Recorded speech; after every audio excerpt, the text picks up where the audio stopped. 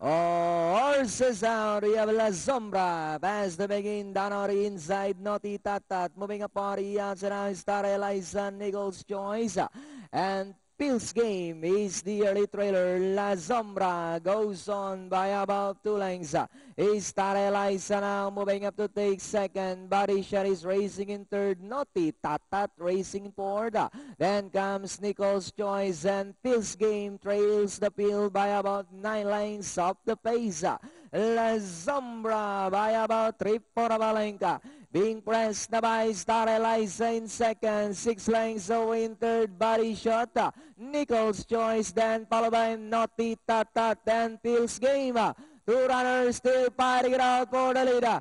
Star Eliza, this time by about 3 for Valenca. La Sombra is dressed back in second, Body Shot in third, Nichols Choice in fourth, then followed by Pills Game and Naughty Tatat. And it's still Star Eliza by Valenca. La Sombra is down on the inside, once again fighting back as they come down to the last 150.